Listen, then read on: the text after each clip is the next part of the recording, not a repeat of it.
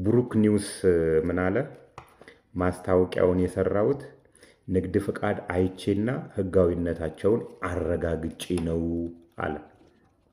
እግረኛው ሚዲያ ነው እንግዲህ ደውዬለት ይህን ብሎ መለሰልኝ የሚለን። እግረኛውን ሚዲያ ላይ የቀረቡ 3 ቪክቲሞችን ጉዳይ አዳመጥኳቸው። ዘንድሮ መቼውስ የምንታለልበት ነገሮች ብዛቱ፣ አንዳንዶቹ እንደ ህፃን ልጅ ጡንጦ እየሰጡ ነው የሚያታልሉ። ይሄኛው ደግሞ የማታለያ ዘዴ ንግድ የቤት ካርታችሁን ወይም ደግሞ የመኪና ሊብሬያችሁን አከራዩን ነው የሚሉት። አከራዩን እኛ እንስራበት። ቃሉ አከራዩን ይሁን እንጂ አራጣ ብድር ነው ይሄ። እንዴት ነው የሚያደርጉት? ቤት ከሚቀመጥ የቤት ካርታችሁን ወይም ሊብሬያችሁን ለነሱ ውክልና ትሰጧቸዋላችሁ። ውክልና ትሰጧችሁና እነሱ ይበደሩበታል። ይበደሩበትና ወይን ራሳችሁ ትበደሩና ብሩን ትሰጡታላችሁ ለዛ ሰውዬ። በዛ ብር ልነግድበት እና ትርፉ ላይ ኮሚሽን ልስጥህ ነው የሚሉት። እንግዲህ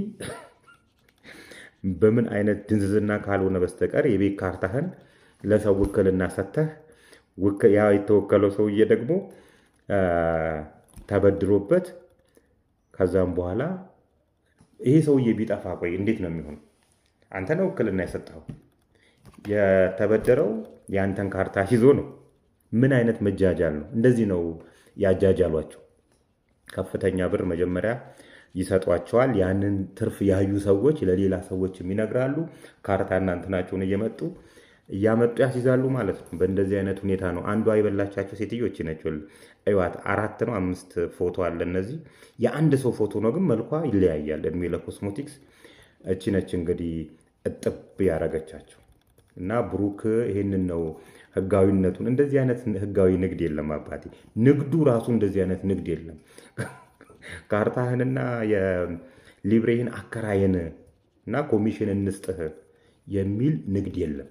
አየው የምትለውም ስተት ነው። በእርግጥ ብሩክ ሰሞኑን እየተንቀሸቀሽክ ነው። ከተንቀሸቀሽክበት ነገሮች አንዱ የናፍራድ ሪል ስቴት ለድሃዎች ቤት ሰርቶ ሰጠ ያልክበት ነው። ይህንን ዜና አንተ ተከፍሎ ነው የሰራኸው። ነገር ግን በድሃ ስም ናፍራን ራሱ የፕሮቴስተንቱን ማህበረሰብ ቤት ገንብቼ ሰጣችኋለሁ ብሎ ላሽ ያለ ሰው ነው። አንተ እንደ ድሃ አባት አድርገህ ሳልከው። ሌላኛው የገቢ ጉተማ ነው። ገቢ ጉተማ ራሱ ለድሃዎች ቤት ሰርቶ ሰጠ የሚል ይህንንም ብር ተቀብለህበት ነው እንጂ ዜና ስለሆነ አይደለም ያንን እንትን የሰራው።